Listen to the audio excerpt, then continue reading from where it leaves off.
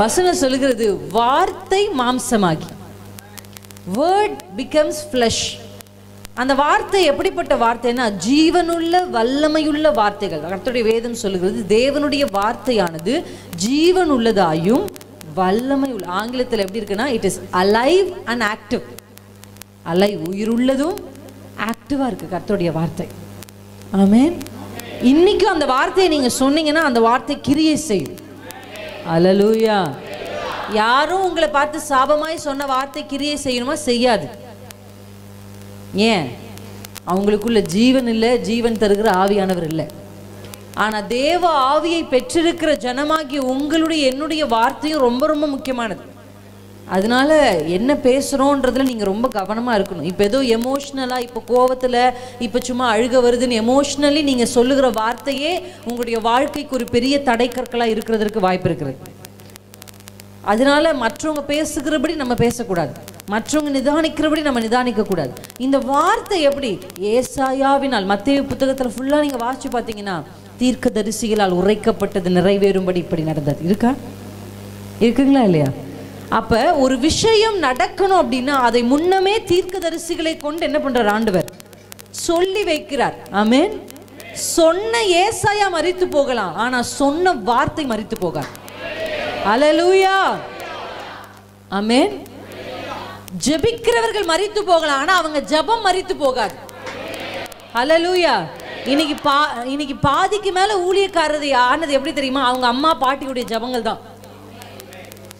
அல்லேலூயா. ஜெபிக்கிறதுல சோர்ந்து போகாதுங்கன்னு கர்த்தர் சொல்றார். அப்படின்னா என்ன அர்த்தம்? பிரேயர் பண்றவங்களுக்கு சீக்கிரமா சோர்வு வரும். ஏன்? அது நடக்காம போகும் பொழுது, தாமதமாகும் பொழுது. அதனால ஜெபிக்கிறதுல நீங்க சோர்ந்து போகவே கூடாது. ஏன்னா நீங்க சொல்லுகிற வார்த்தை, நீங்க பேசுகிற வார்த்தைகள் அது நிச்சயமாய் ஒரு நாள் என்ன பண்ண போகுது? கிரியை செய்ய போகிறது. ஏசாயா எத்தனையோ வருஷத்துக்கு முன்னாடி சொன்னாரு, ஆனா நிச்சயமாய் அந்த வார்த்தைகள் நிறைவேறினதுன்னு வேதம் நமக்கு எழுதி வைக்கிறது. அல்லேலூயா. அதனால வேர்ட் ஹாஸ் அ பவர். அதனால வார்த்தையை நேசிச்சு, வாசிச்சு, தியானித்து, அறிக்கை செய்து கீழ்ப்படியும். அல்லேலூயா. நீங்க அறிக்கை செய்யணும். இந்த வசனம் அறிக்கை செய்வதற்கு ஏதுவான ஒரு வசனம். வேதத்தில் நிறைய வசனங்களை நம்ம அடிக்கடி அறிக்கை செய்யணும். சமீபத்தில் எனக்கு ஆண்டவர் சொன்னது, நானே இப்போ அதை சொல்லிக்கொண்டே இருக்கிறேன் எல்லா திருச்சபைகளுக்கும். ஏன்னா பிள்ளைகளை நாங்கள் கொண்டு ஊழியத்துக்கெல்லாம் போகும்பொழுது அநேக போராட்டங்களை நாங்கள் சந்திக்கிறோம். ஏன்னா எங்களுடைய குடும்பம் தேவ கிருபையினால எனக்கும் மாமியாருக்கும் சண்டை இல்லை, கணவனுக்கும் மனைவிக்குள்ளே சண்டை இல்லை.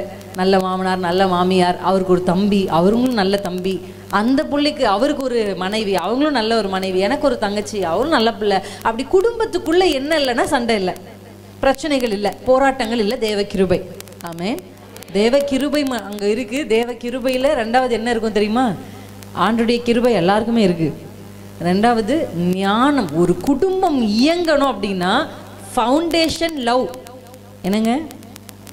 Foundation love. அன்பு தான் ஃபவுண்டேஷன். அந்த அன்புன்ற அஸ்திவாரத்தின் மேல் ஒரு குடும்பம் கட்டப்படணும். ஏசு காட் இஸ் லவ்னு பைபிள் சொல்லுது. ஆமென். தேவன் அன்பாக இருக்கிறார்.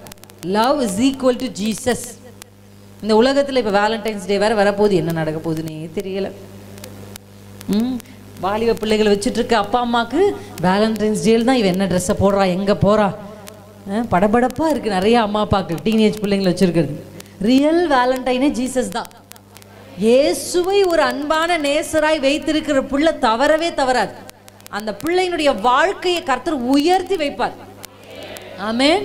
எத்தனையோ சீஷர்கள் இயேசுவுக்கு கூட இருந்தாங்க. ஆனா யோவான் என்கிற ஒரு சீஷன் இயேசுக்கு ரொம்ப அன்பான சீஷனா இருந்தார். அல்லேலூயா. எல்லாரும் போனாலும் ஜானை மட்டும் கர்த்தர் ஹைலைட் பண்ணார்ல. ஜீவனை கொடுத்து வானங்களை பார்க்க, வரும் தரிசனங்களை பார்க்க எப்படி ஆண்டவர் உயர்த்தி வச்சார். தேவனை நேசிக்க ஒரு நல்ல இருதயம் வேணும். Foundation love. ஆனால் லவ் மட்டும் இருந்தால் பத்தாது. நிறைய பேருக்கு இருக்குது, அன்பு இருக்குது. ஆனால் குடும்பம் கட்டி எழுப்பப்படணும்னா என்ன தேவை தெரியுமா? ஞானம் தேவை. அப்படியே உங்கள் வலது கையை தலையில் வைத்து சொல்லுங்க, ஞானம் வேண்டும். ஆமென். ஆண்டவர் தான் அதை தருவார். ஒருவன் ஞானத்தில் குறைவுள்ளவனாய் இருந்தால் சம்பூர்ணமாய் கொடுக்கிறவரும் ஒருவரையும் கடிந்து கொள்ளாதவருமாகிய தேவனிடத்தில் கேட்கணும். என்ன கேட்கணும்? ஞானம் கேட்கணும். யார் கேட்கணும்? +2 எழுதுகிற பிள்ளை மட்டும் கேட்கணும். 11th எழுதுகிற பிள்ளை மட்டும் கேட்கணும். பப்ளிக் எக்ஸாம் எழுதுகிற பிள்ளை மட்டும்தான் ஞானத்தை கேட்கணும். மற்ற யாரும் கேட்கக்கூடாதுன்ற ஒரு ஐடியாலஜி நம்ம வச்சுருக்கிறோம். இல்லை, ஒவ்வொருத்தரும் ஞானத்தை கேட்கணும். ஒரு மாமியார் ஞானத்தை கேட்கணும், மருமகளை எப்படி நடத்தணும்னு. ஒரு மருமகள் ஞானத்தை கேட்கணும், நான் வந்த குடும்பத்தில் எப்படி நடந்து கொள்ளணும்னு. ஒரு பிள்ளை ஞானத்தை கேட்கணும், ஒரு பெற்றோர் ஞானத்தை கேட்கணும்.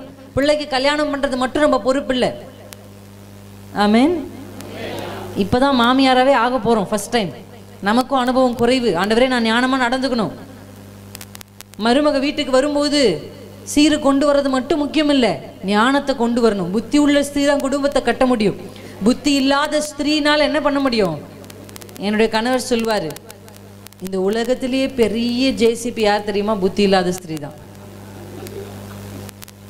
இந்த அம்மா வசனம் ரொம்ப அழகாக வேற அது போட்டிருக்காங்க. புத்தி இல்லாத ஸ்திரீயோ தன் கைகளினால், ஜேசிபி எதில் இடிக்குதுங்க பார்த்துருக்கீங்களா? அதுக்கு ஒரு கை. புத்தி இல்லாத ஸ்திரீ அதே தான். எவ்வளோ பெரிய பில்டிங் எத்தனை வருஷம் போட்டு கட்டியிருந்தா கூட இந்த ஜேசிபி கொண்டு வந்து நிறுத்துங்க, ஒரு நாளில் 500 வருஷ பழமையுள்ள கட்டிடத்தை இது தள்ளிரும். இன்னைக்கு பல குடும்பங்களை கெடுக்கிறதுக்கான காரணம் என்ன? ஞானம் இல்லாதது தான். தேவ கிருபையில் ஞானமுள்ள ஒரு அத்தையை கர்த்தர் எனக்கு கொடுத்தார், ஞானமுள்ள ஒரு அம்மாவை கொடுத்தார். ஆமென். பிரச்சனைகள் இருந்தாலும் இன்னைக்கு நின்று இருக்கிறோம் அப்படின்னா தேவ கிருபை தான். ஞானமுள்ள ஸ்திரீகள் தான் அதுக்கு காரணமே. நிறைய பெண்கள் இருக்கிறீங்க, கர்த்தரிடத்துல கேளுங்க. அல்லேலூயா. ஆமென். ஆமென். அதனால நிறைய போராட்டங்கள் யாருக்கு எதிராக வரும் அப்படின்னா பிள்ளைகளை தான் அடுத்து என்ன பண்ணும்? பிசாசு டார்கெட் பண்ணும். அப்போ அந்த டார்கெட்டில் பிள்ளைகள் அடிக்கடி கொஞ்சம் கஷ்டப்படுறதெல்லாம் நான் பார்த்து ரொம்ப சோர்ந்து போயிருக்கும் போது எனக்கு ஆண்டவர் ஒரு சங்கீதத்தை ஒரு அதிகாலை வேளையில் எழுப்பி இந்த சங்கீதத்தை பிள்ளைகளின் மேலே அறிக்கை செய்ய சொன்னார். ஆமென். காலையில் எழுந்தோடனே ஜபிக்கிறது எல்லாருக்குமே வழக்கம் தான். நானும் ஜபிப்பேன், பிள்ளைங்க டிஸ்டர்ப் ஆகக்கூடாதுன்னு முணுமுணுன்னு ஜபிப்பேன். ஆனால் ஆண்டவர் எனக்கு சொன்ன வார்த்தை என்ன தெரியுமா? சத்தமும் வாய் திறந்து சத்தமிட்டு இந்த ஜபத்தை நீ என்ன பண்ணணும்? செய்யணும். அந்த பிள்ளை அலறி அடிக்கிற மாதிரிலாம் சத்தமிட்டுறதில்ல, பட் ஓரளவுக்கு சத்தமாக டிக்ளேர் பண்ணணும். சொல்லுங்கள், டிக்ளேர் பண்ணும், அறிக்கை இடணும். நீங்கள் அறிக்கை இட ஆண்டவர் வந்து அந்த வசனங்களை அறிக்கையிட செய்தார். உண்மையாகவே தேவ கிருபையில் இப்போ அறிக்கை செய்ய பிள்ளைங்க 2 பேருடைய பிள்ளைகளுடைய தலைமையிலும் கை வச்சு அவங்களுக்கு நேராக நீட்டி விடாமல் அந்த அதிகாரத்தை சொல்லி எனக்கு ஒத்தாசை வரும் பர்வதங்களுக்கு நேராக, உங்களுக்கு தெரிஞ்ச அதிகாரம் தான், சொல்லி கர்த்தருடைய கிருபையினால பிள்ளைங்க இப்போ ஓரளவுக்கு டேம்டாக இருக்கிறாங்க. அது கர்த்தருடைய கிருபை. அல்லேலூயா. அப்போ நீங்கள் கீழ்ப்படுத்த முடியாதவைகளை கீழ்ப்படுத்தணும்னா வசனத்தை என்ன பண்ணணும்? அப்படி அறிக்கை செய்யப்பட வேண்டிய ஒரு முக்கியமான வசனத்தை தான் இன்னைக்கு உங்களுக்கு முன்னாடி நான் கொண்டு வந்து எழுதியிருக்கிறேன். என்ன வசனம் அப்படின்னா, தேவன் நமக்கு, நம்ம எல்லாருக்குள்ளேயும் கர்த்தர் என்ன கொடுத்துருக்காருன்னா ஆவியை கொடுத்துருக்கிறார். அல்லேலூயா. ஆனால் ஆண்டவர் எதை கொடுக்கல, ஆண்டவர் எதை கொடுத்தாருன்னு இந்த வசனம் சொல்லுது. எல்லாமே ஆண்டவரிடத்திலிருந்து வருகிறது இல்லை. சில இதை பார்க்கும்போது கர்த்தர் நமக்கு ஆசீர்வதிச்சது போல இருக்கும், ஆனால் அந்த விஷயம் தான் நம்மளை தேவனை விட்டு தூரம் கொண்டு போயிருப்போம். ஒரு காலத்தில் இது பிளெஸ்ஸிங்னு நீங்கள் எதை நினச்சிங்களோ அது இப்போ உங்களுக்கு பிளெஸ்ஸிங்காக இல்லை. ஆமாம் தானே? உண்மையா இல்லையா? எல்லா ஆசீர்வாதங்களும் தேவனிடத்திலிருந்து வருகிறது இல்லை. எனக்கு கூட ஆஃபர் வந்துடுச்சு, நல்ல வேலைக்குரிய ஆஃபர். நான் என்னுடைய ஹாஸ்பிட்டலில், நான் சென்னையில் தான் வேலை செஞ்சேன். நான் சென்னையில் வேலை செய்து கொண்டிருக்கும் போது எனக்கு நல்ல ஆஃபர், எனக்கு ரொம்ப பிடிச்ச ஹாஸ்பிட்டல் சிஎம்சி. அங்கே படிக்கணும்னு எனக்கு ரொம்ப ஆசை. எனக்கு ஒரு ஆப்பர்ச்சுனிட்டி இப்போ கிடைக்குது. நான் வேலை செய்கிற இடத்துல என்னை ஒரு மேம் கூப்பிட்டு சொல்கிறாங்க, சிஎம்சியில் ஒரு வேகன்சி இருக்குது, நீ என்ன பண்ணலாம், அங்கே போயிட்டு வேலை செய்யலாம், அங்கே போனால் நீ இன்னும் நல்லா ஊழியம் பண்ண. ஏன்னா நாங்கள் ஆல்ரெடி மினிஸ்ட்ரி பண்ணுறதுனால அவங்க சொன்னாங்க, அங்கே போனால் நீ நல்லா மினிஸ்ட்ரி பண்ணலாம், உனக்கு இன்னுமே அது ரொம்ப பெனிஃபிட்டடாக இருக்கும், அது ஒரு கிறிஸ்டியன் காலேஜ் அண்ட் ஹாஸ்பிட்டல் அப்படின்னு சொன்னாங்க. அப்போ ஆனால் ஆண்டவர் என்கிட்ட என்ன சொன்னார் தெரியுமா? இல்லை, நீ போகக்கூடாது. இட் லுக்ஸ், நான் பார்க்கும்போது நான் ஆசைப்பட்ட, நான் ஏன்னா அந்த இடத்துல வந்து நான் நின்று சிஎம்சியில் வந்து நான் ஆசைப்பட்ட ஒரு ஹாஸ்பிட்டல். இப்போ எனக்கு அந்த ஆஃபர் வருது அப்படின்னா என்ன நினைக்கணும்? நான் இது ஒரு பிளெஸ்ஸிங்னு தான் நினைக்கணும். ஆனால் அந்த பிளெஸ்ஸிங்னு எனக்கு ஆண்டவர் சொல்றார், இல்லை, இது என்னிடத்துலேருந்து வரல, நீ இந்த ஹாஸ்பிட்டலில் வேலை செய்கிறது தான் என்னுடைய சித்தம். நான் ஒரு ஹாஸ்பிட்டல் தான் வேலை செஞ்சேன், அந்த ஹாஸ்பிட்டலே வேலை செய்த ஊழியம் செஞ்சு வந்துட்டேன். ஒருவேளை அந்த ஹாஸ்பிட்டல் நான் வேலை செய்யாமல் எனக்கு பிடித்திருக்கு, நான் நினச்ச ஒரு பிளெஸ்ஸிங், இது ஒரு பெரிய ஆப்பர்ச்சுனிட்டி, உண்மையாகவே அது பெரிய ஆப்பர்ச்சுனிட்டி தான். அதை நான் போயிருந்தேன்னா நிச்சயமாக என்னுடைய வாழ்க்கையில் சில டைவர்ஷன்ஸ், சில டிலேஸ் நடந்திருக்கும். நீங்கள் எடுக்கிற முடிவுகள் உங்களுடைய ஆசீர்வாதம் தாமதமாகிறதுக்கு ஒரு காரணமாக இருக்கலாம். அதனால எது வந்தாலும் ஆண்டவர்கிட்ட கேட்கணும், ஆண்டவரே இது உம்மிடத்திலிருந்து வருகிறதா. இப்போ இங்கே வசனம் சொல்லுகிறது, பயத்தின் ஆவியை கர்த்தர் நமக்கு என்ன பண்ணல. அப்போ அவர் கொடுக்கலன்னா யார் கொடுக்கிறாத? யாரு? பிசாஸ். அப்போ அவரிடத்திலிருந்து வரலன்னா வேற எங்கோ அது வருது. அவர்கிட்ட இருந்து நமக்கு வரலன்னா அது வேற ஏதோ ஒரு நோக்கத்தோட நம்ம கிட்ட என்ன பண்ணுது, வருது. ஆண்டவர் நமக்கு என்ன கொடுக்கலன்னா பயத்தின் ஆவியை கொடுக்கல. இப்படி கையை அசைச்சு சொல்லுங்க, பயத்தின் ஆவியை கொடுக்கல. அல்லேலூயா. இதெல்லாம் நீங்க நல்ல சத்தமா, உங்களுக்கு எப்பெல்லாம் எதை குறித்து பயம் வந்தாலும் நீங்க என்ன சொல்லணும் தெரியுமா? பயத்தின் ஆவியை ஆண்டவர் எனக்கு கொடுக்கல. இந்த இடத்துல நீங்க வாசிச்சீங்கன்னா, ஃபியர் என்பது என்னென்ன, ஒரு பயம், சாதாரண எமோஷன். ஒரு விஷயத்தை நம்ம பார்த்து டக்குன்னு பயப்படுறோம்ல, அது ஒரு எமோஷன். ஆனால் இதை தாண்டி ஒன்று இருக்குது. ஃபியர் என்பது ஒரு ஆவி. இந்த ஆவியை நீங்கள் எத்தனை பேர் ஃபீல் பண்ணிக்கீங்க தெரியல. இதே மாதிரி ஒரு ஊழியத்துக்கு நான் போயிருந்தேன். அந்த ஊழியத்துக்கு சேம் இதே பேட்டர்னில் தான் அந்த சர்ச், பட் கொஞ்சம் லாங் சர்ச், நல்ல நீளமான திருச்சபை. பொதுவாக இப்படி ஒரு வழி இருந்தால், நான் என் பிள்ளை அழுதானா நான் இங்கே வந்துட்டேன்னா இப்படி இந்த சின்ன வழியில் போய் அவளுக்கு கொஞ்சம் ஃபீட் பண்ணிட்டு வந்துடுவேன். அப்போ அந்த சர்ச் நல்ல லாங் சர்ச், என்ட்ரன்ஸ் இதே மாதிரி ஒரு என்ட்ரன்ஸ் மட்டும்தான். அங்கேருந்து அவளை எல்லாம் ஃபீட் பண்ணி என்னோடய அத்தைக்கிட்ட கொடுத்துட்டு நான் மேலே வந்து இப்படி உட்காந்துருக்கிறேன். என்னுடைய கணவர் வந்து வர்ஷிப் லீட் பண்ணிகிட்டே இருக்கிறார். நல்லா அனாயிட்டிங்கில் சூப்பராக வர்ஷிப் பண்ணிகிட்ருக்காங்க எல்லாரும். அனாயிட்டிங், நானும் அந்த வார்த்தையை கேட்டே இருக்கேன். ஆனால் திடீர்னு எனக்குள்ளே ஒரு பயத்தை பிசாசு என்ன பண்ணுறான், கொடுக்குறான். எங்கே? ஸ்டேஜில் உட்காந்துருக்கேன். இப்போ என்ன, என் காதுகள் ஒரு சத்தம் கேட்குது. என்ன கேட்குதுன்னா, இப்போ உன் பொண்ணு நல்ல சத்தமாக அழப்போறான். நீ பேசும் போதே பாதியில் நிறுத்திட்டு போய் அவளுக்கு நீ ஃபீட் பண்ணுற மாதிரி. இப்போ நான் நிறுத்திட்டு போனேன்னா எல்லாருமே என்னை பார்ப்பாங்க. அங்கே மீட்டிங் வந்த மீட்டிங்குடைய நோக்கம், ஏன்னா அந்த மீட்டிங்காக மட்டும் நாங்கள் 12 மணி நேரம் ட்ராவல் பண்ணி போயிருக்கோம் காரில். எத்தனை மணி நேரம்? 1.5 மணி நேரம் நான் பேசுறதுக்கு 12 மணி நேரம் நான் ட்ராவல் பண்ணி போயிருக்கேன். காடுகளிலும் மலைகளிலும் ராத்திரி ட்ராவல் பண்ணி போயிருக்கிறேன். இவ்வளவு டஃப் ட்ராவலுக்கு அப்புறம் அந்த மினிஸ்ட்ரியில் போய் உட்காந்து கர்த்தர் பெரிய காரியங்களை செய்ய போகிறான்னு எதிர்பார்க்கும் போது இந்த ஸ்பிரிட் பேசுது என்கிட்ட, இப்படி ஆக போகுது, இப்படி நடக்க போகுது. அப்படியே என் காதுகளில் இப்படி ஆகும் பாரு, நீ எல்லாரும் முன்னாடி போகணும், மீட்டிங் நடக்காது, மீட்டிங் நிறுத்துவேன், இடையில டிஸ்டர்ப் பண்ணுவேன், உன் பிள்ளைய அள வைப்பேன், உன் பிள்ளை கத்தணும், அந்த சத்தம் இப்போ சர்ச்சு ஃபுல்லாக கேட்கும், நீ இடையில போகணும், யாரையாவது ஒருத்தரை பாட சொல்லிட்டு நீ போகணும், இப்படி தான் நடக்க போகுது அப்படின்ற சவுண்ட் எனக்குள்ளே கேட்டுகிட்டே இருக்கு. கேட்க கேட்க எனக்குள்ள ஒரு மாதிரி அந்த பயம் வந்துக்கிட்டே இருக்கு. எத்தனை பேருக்கு அதை ஃபீல் பண்ணியிருக்கிறீங்க? இப்படி சத்தம் கேட்டிருக்கு உங்கள் உள்ளிருந்து யாருக்குமே நடந்தது இல்லையா? உங்களெல்லாம் பார்க்கும்போது நான் ஒரு பாவியாக என்னை உணர்கிறேன், உண்மையாகவே உணர்கிறேன். நீங்கள்லாம் பார்க்குறத பார்த்தா இந்த மாதிரிலாம் எங்களுக்கு, நாங்கள்லாம் பிசாசா, எங்கள் பக்கத்துலேயே அது வர முடியாது, அப்படி உட்காந்துருக்கீங்க. ஓகே, அப்போ அந்த சத்தம் எனக்கு கேட்ட உடனே எனக்குள்ள அந்த பயம் அப்படியே அதிகரித்து கொண்டே இருக்குது. இப்போ இதை யோசிச்சு பார்த்தா உங்களுக்கு தெரியும், அப்படியே மற்ற வர்ஷிப் சாங் சத்தம்லாம் அப்படியே குறைஞ்சிருச்சு, இந்த சத்தம் அப்படியே அதிகமாகுது. அப்போ திடீர்னு எனக்குள்ள ஆவியானவர், அதுதான் தேவ ஆவியானவர். தேவ ஆவியானவருக்கு ஒரு வார்த்தை, ஒரு நேம் இருக்கு, என்ன தெரியுமா? Present helper. அல்லேலூயா. பிரசன்ட் ஹெல்பர் அப்படின்னா உங்க பக்கத்திலே, அதான் அவருக்கு ஒரு பேர் இருக்கு, பாராக்லிட்டஸ். சொல்லுங்க, புரியலையா? பாராசிட்டமால் சொல்வீங்கல்ல, அது மட்டும் எப்படி வருது வாயில? பாராசிட்டமால் வருது இல்ல, பாராக்லிட்டஸ் வரணும். இப்ப சொல்லுங்க, பாராக்லிட்டஸ். பாராக்லிட்டஸ் அப்படின்னா நாம் அருகில் இருக்கும்படி அழைக்கப்படுகிறவர். அல்லேலூயா. பரிசுத்த ஆவியானவர் யாருன்னா உங்க பக்கத்திலே இருப்பார். Present helper. உங்க அம்மா கூட பக்கத்து ரூம்ல இருப்பாங்க, அம்மான்னு கூப்பிட்டு அந்த அம்மாவுக்கு கேட்டாதான், அந்த அம்மா வேற பாத்திரத்தை உருட்டி உருட்டி தேய்ச்சிட்டு இருக்கும், கேட்காது. அப்படிதானே? உண்மைதானே? காலேஜில் நீங்கள் இருக்கும்போது, ஹாஸ்டலில் நீங்கள் இருக்கும்போது, ஸ்கூலில் இருக்கும்போது உங்கள் அம்மா வர முடியுமா? எல்லா டைமும் எல்லாராலையும் நம்ம கூட இருக்க முடியாது. ஆனால் ஆவியானவரால் எப்பொழுதும் உங்கள் அருகில் இருக்கும். அல்லேலூயா. அவர் பேர் தான் பாராக்லிட்டஸ். உங்கள் பக்கத்தில் இருக்கு. என் பக்கத்திலே ஆவியானவர் இருந்தார் என்பதுக்கு அது ஒரு சாட்சி. அல்லேலூயா. இந்த ஆவி இந்த பக்கம் இருந்து பேசணுன்னே எனக்குள்ள இந்த ஆவியானவர் எனக்கு ஒரு பாட்டு ஞாபகப்படுத்துறார். ஆமேன். எனக்கு ரொம்ப பிடிக்கும், எனக்கு பாட்டு ரொம்ப பிடிக்கும். பாடல்களை பாடி பாடியே பல பிசாசை நான் ஜெயிச்சிருக்கிறேன். ஹல்லேலூயா. Song is very powerful. ஆமென். அது ஒரு வல்லமையான ஆயுதம். எப்படி தெரியுமா? ரொம்ப வல்லமையான ஆயுதம். இது எப்படிப்பட்ட ஆயுதம்னா, தாவீது கோலியாத்தை அவனுடைய கூழாங்கல்ல வச்சு கீழே தான் தள்ளினாரு. எப்படி கொலை செஞ்சாரு?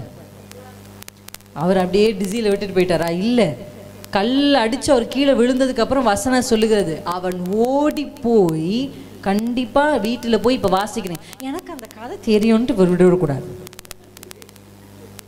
என்ன பண்ணோம்? வீட்டில் போய் 1 சாமுவேல் 17ஆம் அதிகாரத்தை வாசிக்கிறீங்க.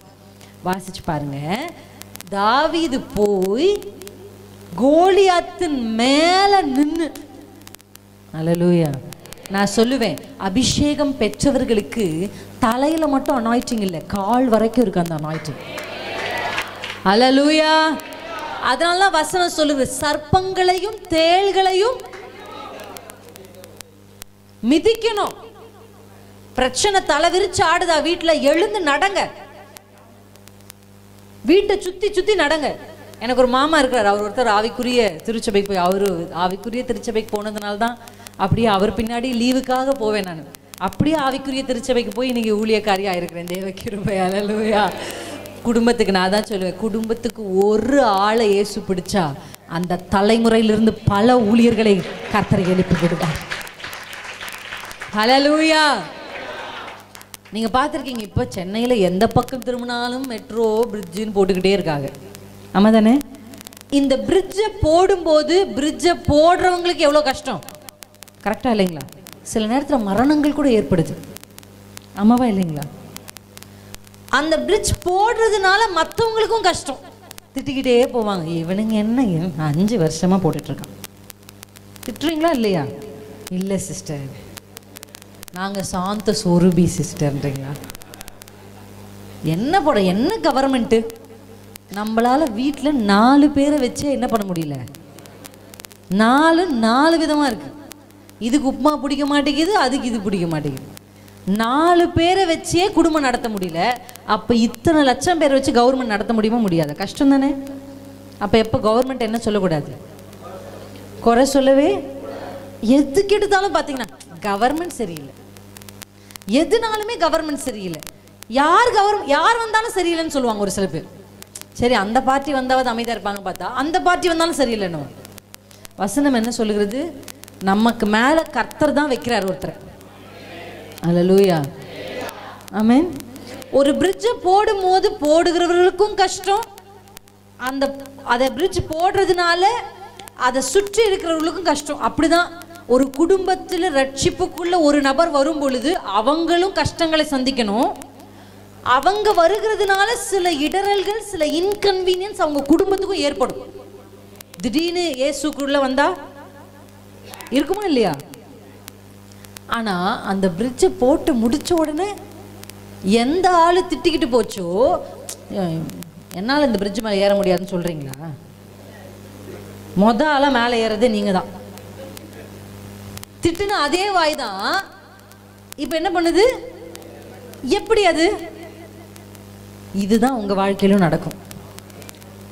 திட்டுன, குறை சொன்ன, முறுமுறுத்தவங்கலாம் நீங்க இப்ப இயேசுக்குள்ள வந்ததுனால ஒண்ணுமே நடக்காதது போல 5 வருஷம் ஆகுதே, 2 வருஷம் ஆகுதே, 3 வருஷம் ஆகுதே, என்னத்தை கண்ட இயேசுக்கு பின்னாடி போனையே அப்படின்னு சொன்னா ஒரு காலம் வரும். ஹல்லேலூயா. அப்ப நீங்க மட்டும் அந்த பிரிட்ஜை யூஸ் பண்ண மாட்டீங்க, உங்களை சொன்ன எல்லாரும் அதில் ஏற விரும்புவார். உங்க வாழ்க்கையில சில சங்கடங்களை, சில கஷ்டங்களை நீங்க அனுபவிக்கிறதும், நீங்க இயேசுக்குள்ள வருகிறதுனாலும் வைராக்கியமா இருக்கிறதுனாலும் உங்களை சுற்றி இருக்கிறவங்க அந்த சங்கடங்களை சந்திக்கிறதுனால பிரிட்ஜ் கட்டுறதை நிறுத்திடாதீங்க. இதை மட்டும் கஷ்டப்பட்டு நீங்க கட்டிட்டீங்கன்னா, நீங்க மட்டும் இல்ல சிஸ்டர், தலைமுறைக்கும் தலைமுறைக்கும் சுலபமாய் ஈஸியாய் தாண்டி போயிடலாம். ஹல்லேலூயா. இப்ப பாருங்க, ஒரு நபர் ரட்சிக்கப்படுறது எவ்வளவு முக்கியம், ஒரு நபருடைய பிரயாசங்கள் எவ்வளவு முக்கியம். அப்படிதான் இயேசுக்குள்ள நாங்க வந்தோம். ஹல்லேலூயா. அப்படி என்னுடைய மாமா ஒருத்தர், அவர் என்ன பண்ணுவாருன்னா, அவர் பேர் ரூபன் பிராங்க்லின். நான் அவர் ஆண்டருக்கு நன்றி செலுத்துறேன் அவருக்காக. ஹல்லேலூயா. அவர் என்ன பண்ணுவார், இரவு நேரத்தில் பிள்ளைகள் எல்லாம் படுத்ததுக்கு அப்புறமா மாடியில் போய் அப்படியே சுற்றி சுற்றி சுற்றி சுற்றி அந்நிய பாஷை பேசி பேசி நடப்பார். அதிகாலையில் முதல் ஆளாக எழும்பி நின்று முழங்கால் படிட்டு, 2 பிள்ளைங்களும் படுத்திருப்பாங்கல்ல பெட்டில், பெட்டுக்கு பின்னாடி முட்டி போட்டு தன் பிள்ளைகள் 2 பேருடைய தலையிலும் கையை வைத்து ஜெபிக்கிறத நான் பார்த்துருக்கிறேன். அல்லேலூயா. கர்த்தருக்காக நீங்க எழும்பணும்னு எனக்கு உற்சாகப்படுத்துறேன். ஆண்கள் ரொம்ப முக்கியம், குடும்ப தலைவர்கள் ரொம்ப முக்கியம். குடும்ப தலைவர்கள் தவறினா குடும்பமே தவறிடும், குடும்பமே தவறிடும். பிசாசு எப்பவுமே தலைகளை தான் பிடிப்பான். அதனால தான் பாருங்க, எந்த திருச்சபைக்கு போனாலும் பெண்கள் கூட்டம் அதிகமாக இருக்கும், ஆண்கள் கூட்டம் கம்மியாக இருக்கும். ஒரு ஆண் திருச்சபைக்கு வருகிறது அவ்வளவு கஷ்டம், அவ்வளோ கஷ்டம். அப்படிப்பட்ட ஆண்களை, அப்படிப்பட்ட தலைவர்களை இந்த திருச்சபை அநேகம் காணப்போகிறது. அல்லேலூயா. எத்தனை பேர் ஆமென்னு சொல்றீங்க? இது பத்தாது. இயேசுகிட்ட கேளுங்க, ஆண்டவரே என் கணவரை பிடிங்க, ஆமென், என் அப்பாவை பிடிங்க, பிடிங்க, உங்களுடைய அன்பினால பிடிங்க, இழுத்து கொண்டு வாங்க. நீங்க ஜெபம் பண்ணுங்க, கர்த்தர் செய்வார். அல்லேலூயா. ஆண்டவர் நமக்கு இந்த ஸ்பிரிட் எனக்குள்ள வந்து பேசும் பொழுது ஆண்டவர் எனக்கு ஒரு அழகான பாட்டை நினைவுபடுத்தினார். கலங்கிடவே மாட்டேன், ஆமென், கலங்கிடவே வேண்டாம், அப்படிதான் அந்த பாட்டு இருக்கும். ஆனா நீங்க எப்படி பாடணும்? பிரச்சனைகள் அதிகரித்து வந்து வீட்டில் அப்பதான் பயங்கர சண்டை. நீங்க என்ன பண்ணணும்? முடிச்சதுக்கு அப்புறம் ஒரு அறைக்குள்ள ஓடுங்க, இல்லை ஒரு சின்ன இடத்துக்குள்ள ஓடுங்க. ஓடி உங்க வலது கை இருதயத்தில் வச்சு சொல்லுங்க, கலங்கிடவே மாட்டேன். இப்படி நீங்க சொல்லும்போது ஆண்டவர் ரொம்ப சந்தோஷப்படுவார். பிசாசு வெட்கப்படுவான். அவனை வெட்கப்படுத்த தான் கர்த்தர் உங்களை பிடிச்சிருக்கிறார். அல்லேலூயா. பிசாசுடைய நோக்கம் என்ன தெரியுமா? நம்ம வெட்கப்படுத்தணும். நம்மள என்ன பண்ணணும்? வெட்கப்படுத்தணும். நம்ம குடும்பத்தை வெட்கப்படுத்தணும். அதான் அவனுடைய நோக்கம், அவனுடைய ஃபர்ஸ்ட் டார்கெட். அதை யாரை கொண்டாகிலும் செய்வான். ஆனா நம்ம எதற்காக அழைக்கப்பட்டிருக்கோம் தெரியுமா? அவனை வெட்கப்படுத்த. ஆமென். சத்துருக்களுக்கு வெட்கத்தை உடுத்துவிக்கிற தேவன் அவர். ஆமென். உன் சத்துருக்களுடைய முகங்கள் வெட்கப்படணும், பிசாசு வெட்கப்படணும். நீங்க அப்படி பாடும் பொழுது நீங்க அந்த பிரச்சனைகளுக்கு நடுவில், ஏன் ஆண்டவரே இப்படி பண்றீங்க, உங்களுக்கு கண் இருக்கா, உங்களுக்கு காது இருக்கா, கேட்குறீங்களா, பார்க்குறீங்களா, இப்படிலாம் பேசுனீங்கன்னா பிசாசுக்கு ரொம்ப சந்தோஷமா இருக்கும்.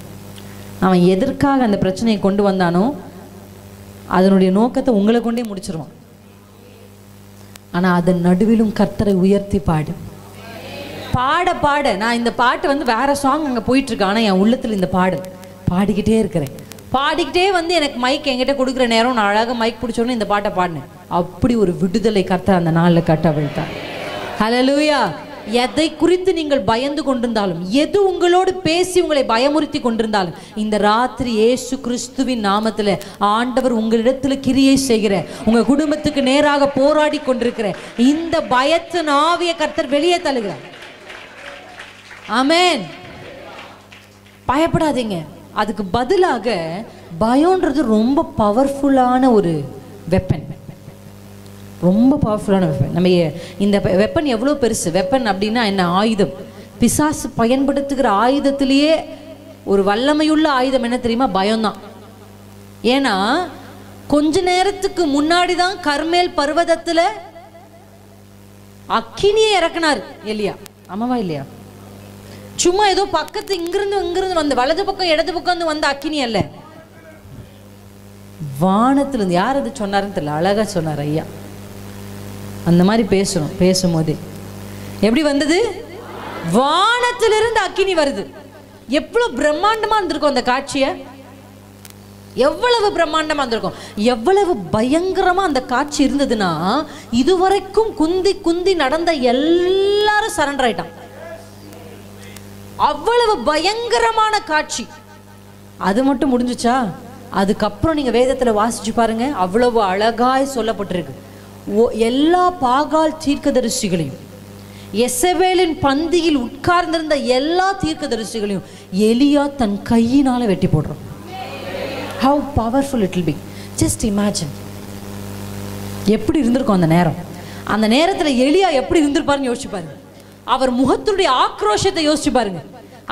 அவருக்கு இருந்த கோபத்தை யோசிச்சு பாருங்க. எப்படி இருந்திருக்கும்? ஒரு மனுஷன் இத்தனை பேரை வெட்டி போடுறார். ஆனா இவ்வளவு பவர்ஃபுல்லான ஒரு மனுஷனையே பயம் என்ன பண்ணிடுச்சு? என்ன சொல்ல வச்சு தெரியுமா? நான் சாகுறேன்னு சொல்ல வச்சுச்சு. ஒரு எசபேலின் வார்த்தைகள், வேர்ட்ஸ், வார்த்தை எவ்வளோ வல்லமை உள்ளது பாருங்க. நல்ல பவர்ஃபுல்லாக நீங்கள், அதனால தான் இந்த வசனத்தை நீங்கள் நிறைய பிடிச்சிக்கணும். எப்பெல்லாம் உங்களுக்கு பயம் வருதோ நீங்கள் என்ன சொல்லணும் தெரியுமா? இந்த பயம் இயேசுக்கிட்டேருந்து வரல. ஆமேன். இங்கிலீஷில் அழகாக இருக்குது, ஃபியர் அண்ட் ரெவரன்ஸ். அந்த பயம் வேற. தேவனுக்கு பயப்படுகிற பயத்தை அல்லாமல் வேறு எந்த பயத்தையும் ஆண்டவர் என்ன பண்ணல, நமக்கு கொடுக்கல. அதுக்கு பதிலாக ஆண்டவர் கொடுத்ததான். இப்போ இது எவ்வளோ வல்லமைனா, இதை வெளியே போக வைக்கிறதுக்கு 3 ஆள் தேவை. ஒன்றை வெளியே தள்ளுறதுக்கு என்ன தேவை? ஒரு ஸ்பிரிட் வெளியே போகணும்னா 3 ஸ்பிரிட் உள்ள வரணும். இந்த 3 ஸ்பிரிட்டும் உள்ள வந்தாதான் இந்த என்ன பண்ணும், வெளியே போகும். நம்ம எல்லாருக்கும் தெரிஞ்ச ஒரு சங்கீதத்தை உங்களுக்கு முதல்ல காண்பிக்க விரும்புகிறேன். சங்கீதம் 20. Thank you Jesus. நம்ம எல்லாருக்கும் தெரிஞ்ச சங்கீதம் தான். 8ஆம் வசனத்தை வாசிக்கலாம்.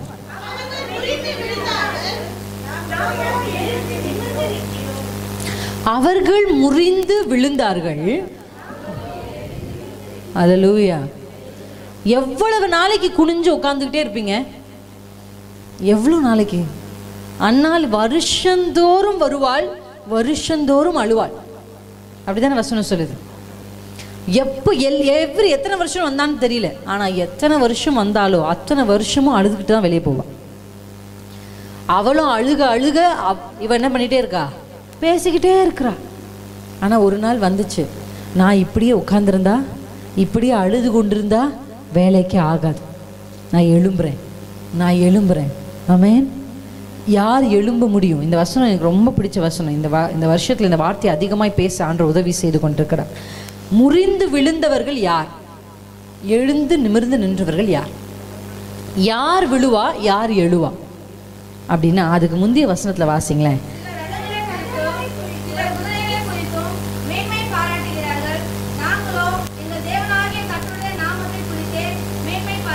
ஹல்லேலூயா. யார் முறிந்து விழுவார்கள் தெரியுமா? ரதங்களை குறித்தும் மேன்மை பாராட்டு. அவங்களுக்கு ரதம் இருக்கும், குதிரை இருக்கும், பணம் இருக்கும், பலம் இருக்கும், எல்லாமே இருக்கும். ஆனா வசனம் சொல்லுது அவங்க முறிந்து விழுவாங்கப்பா. உங்ககிட்ட என்ன இருக்குன்னு கேட்டா ஒண்ணுமே இல்லை சிஸ்டர்.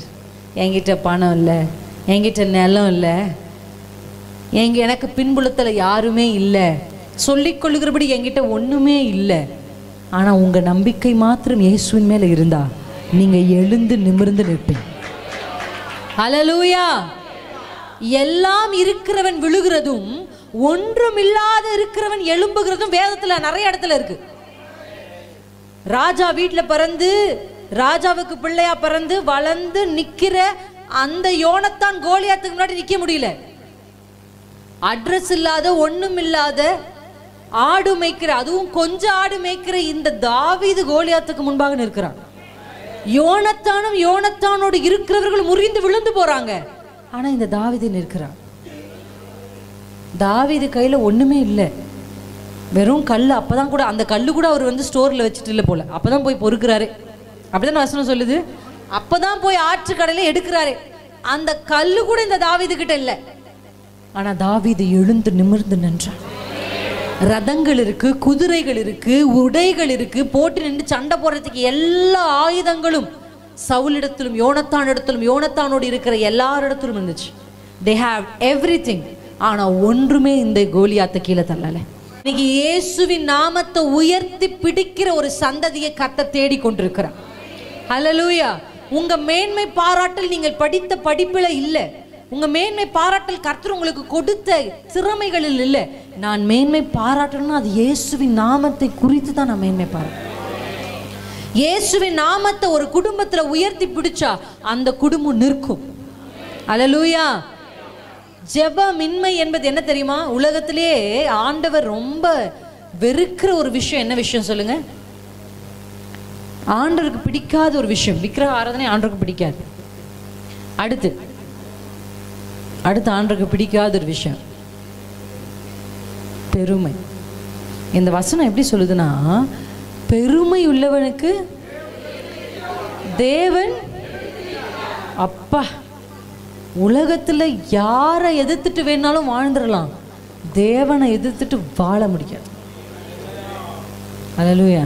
இன்னொரு வசனம் சொல்லுது, பெருமை உள்ளவனை கர்த்தர் தூரத்திலிருந்து அறிகிறாராம். இந்த வசனத்தை வாசிக்கும் போது நான் நினைச்சேன், பெருமை உள்ளவன் பக்கத்துல கூட ஆண்டவர் வர விரும்புறது இல்லை.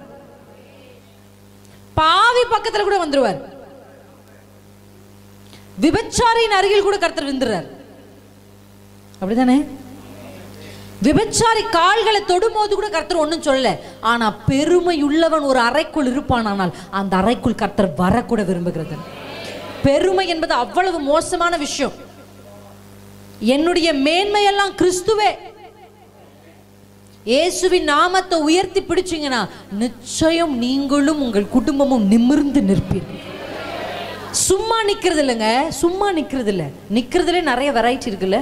சொல்லுங்கய்யா, நிக்கலாமா இல்லையா? குனிந்து நிக்கலாம். ஆனால் வசனம் என்ன சொல்லுதுங்க? நிமிர்ந்து நிற்பார்கள், தைரியமா நிற்பார்கள். சொல்லுங்க, நான் நிமிர்ந்து நிற்பேன். என் பிள்ளைங்க நிமிர்ந்து நிற்பாங்க. என் தலைமுறை நிமிர்ந்து நிற்கும். ஹல்லேலூயா. இப்ப பார்வைக்கு ஒருவேளை நீங்க விழுகிறது போல இருக்கலாம், ஆனா கர்த்தர் உங்களுக்கு சொல்லுகிற வாக்குத்தத்தம் என்ன தெரியுமா? நீங்க நிமிர்ந்து நிற்பீங்க. நீங்க நிமிர்ந்து நிற்பீங்க. உங்க நம்பிக்கை கிறிஸ்துவின் மேல இருக்கும் என்றால் நிச்சயமா நீங்க நிமிர்ந்து நிற்பீங்க. கர்த்தர் உங்களை எழுப்புவார். ஆமென். அங்க வாசிக்கிறோம், எழுந்து நிமிர்ந்து நின்றார்கள். எழுந்து அப்படின்னா அதுக்கு முன்னாடி அவங்க என்ன பண்ணிட்டு இருந்திருக்காங்க?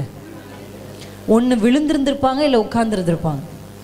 செயல்பட முடியாமல் இருந்திருப்பாங்க. பார்க்கறதுக்கு எப்படி இருப்பாங்க? என்ன சும்மா ஜெபம் பண்ணிகிட்டே இருக்கேன்னுவாங்க. நம்ம ஜெபம் அவங்களுக்கு சும்மா தெரியுது. அப்படி சொல்கிறாங்களா இல்லையா? என்ன சும்மா ஜெபம் பண்ணிகிட்டே இருக்க? ஒரு சில பேர் சொல்லுவோம், என்ன எப்போ பார்த்தாலும் ஒரு லீவ் விட்டால் சும்மா சர்ச்சுன்னு போயிடுறேன் அப்படின்னு சொல்கிறாங்க. சும்மா அப்படின்னு அவங்க நினைக்கிறது தான். அவங்க பார்வைக்கு எப்படி இருக்குன்னா, போய் பார்த்துட்டு வாப்பா வானத்தில் என்ன இருக்குன்னு கேட்டால் என்ன சொல்கிறா? கையளவு மேகம் தான் இருக்கு. பஞ்சமோ எவ்வளோ வருஷ பஞ்சம்? இவ்வளவு வருஷ பஞ்சத்தை இந்த கையளவு மேகம் என்ன செய்ய முடியும்? இவ்வளோ பெரிய பிரச்சனையும் உன் ஜெபம் என்ன செஞ்சிட முடியும்? இவ்வளோ பெரிய கடனுக்கு நீ சர்ச்சுக்கு போனால் ஆகுமா? ஒரு வேலைக்கு போனால் கூட 5000 10,000 கிடைக்கும். சண்டையான கிளம்பிடுறிய பைபிளை தூக்கிட்டுன்னு சொல்கிறாங்களா? சொல்கிறாங்க. அந்த மாதிரி ஆள்கள்லாம் தேவைன்ற நான். ஆமாம் தானே? அவங்கள சொல்ல வச்சு, அவங்க முன்னாடியே நம்மளை நிற்க வச்சு, ஆண்டு அவ்வளோ பியூட்டி. நம்ம ஆண்டு எதை செஞ்சாலும் எனக்கு ஒரு நம்பிக்கை. சின்ன வயதுலேருந்து என்னுடைய தாய் ஒரு வார்த்தையை சொன்னாங்க, என் வாழ்க்கையில் நான் மறக்கவே மாட்டேன். என் நிலைமையிலும் I want to pass it on to my children. எப்பயாவது ரொம்ப கஷ்டமாக இருக்கும்போது அம்மா கிட்ட நமக்கு மட்டும் ஏன் மாதிரி நடக்குது அப்படின்னு கேட்பேன். அப்போ என் அம்மா ஒரு வார்த்தை சொன்னாங்க, ஒரு நாளும் ஆண்டவர் நமக்கு தீமை செய்யவே மாட்டார். எங்கள் வாழ்க்கையில் எங்கள் அம்மா இந்த டைலாக்கை சொல்லும் போது எங்கள் வாழ்க்கையில் எதுவுமே இல்லை. சந்தோஷம் இல்லை, சமாதானம் இல்லை, பணம் இல்லை, எதுவுமே இல்லை. ஆனால் என் அம்மா வாயிலேருந்து இந்த வார்த்தை வருது, ஆண்டவர் நமக்கு தீமை செய்ய மாட்டார். இதில் அம்மா அழகாக சொல்லுவாங்க, ஆண்டவர் பிரின்சிக்கு தீமை செய்யவே மாட்டார். என் பேர் சொல்லி ஆண்டவர் என் தங்கச்சி பிரீத்திக்கு தீமை செய்யவே மாட்டார். அல்லேலூயா. ஒன்று உங்கள் மனதில் வைத்துக்கோங்க, ஆண்டவர் தீமை செய்யவே மாட்டார்.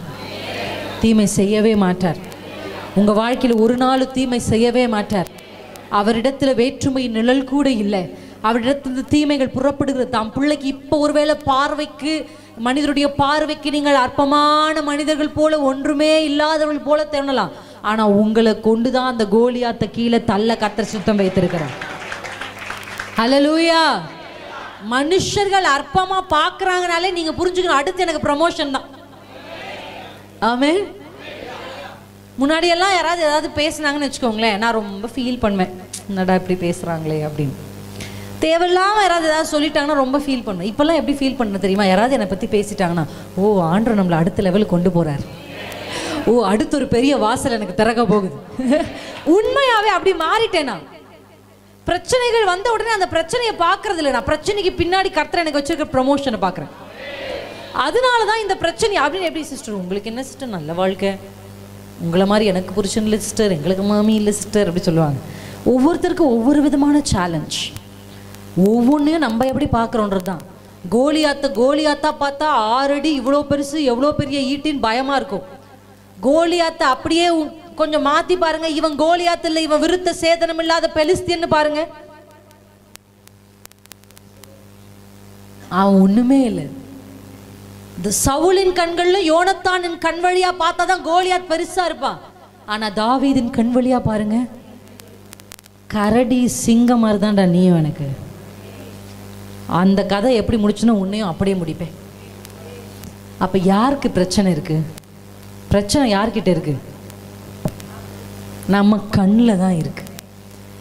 இருக்கட்டும், பேசட்டும், நடக்கட்டும். கர்த்தர் என்னன்னு ஒரு நாள் நிரூபிப்பார். ஹல்லேலூயா. நீங்க அப்படிப்பட்ட எண்ணமுடையவர்களாய் மாறணும். எல்லாரும் வாசிக்கணும். ஆவிக்குரிய திருச்சபையில் இருக்க எல்லாரும் வாசிக்க வேண்டிய ஒரு அதிகாரம் ரோமர் 8. ரோமர் 8 எல்லாரும் வாசிக்கணும். வாசிச்சா புரியாது. ஐயோ ஒண்ணுமே புரியலேக்கா, கதை மாதிரி இருந்தா கூட இருக்கும், உங்களுக்கு புரியாத மாதிரி தான் இருக்கும். 3 முறையாவது மினிமம் வாசிங்க ஒரே டைம். முடிந்த முழங்காலில் வாசிங்க. ஒரு ஆவிக்குரியவருடைய சிந்தை எப்படி இருக்கணும், ஆவிக்குரியவர்கள் எப்படி நடத்தப்படணும் அப்படின்றது அழகா அங்க சொல்லியிருக்கு. ரோமர் 8ன்றது அவ்வளவு அற்புதமான, ஆவியானவர் எடுத்துக்கொள்ளாமா, சச் அ பியூட்டிஃபுல், ரொம்ப ரொம்ப அழகான ஒரு அதிகாரம். இந்த அதிகாரத்துக்குள்ள அத்தனை விஷயங்களை கர்த்தர் ஒளித்து வைத்திருக்கிறார். ஆவியானவரை பற்றி, ஆவிக்குரிய பிள்ளைகளை பற்றி. 15ஆம் வசனத்தை வாசிப்போமா?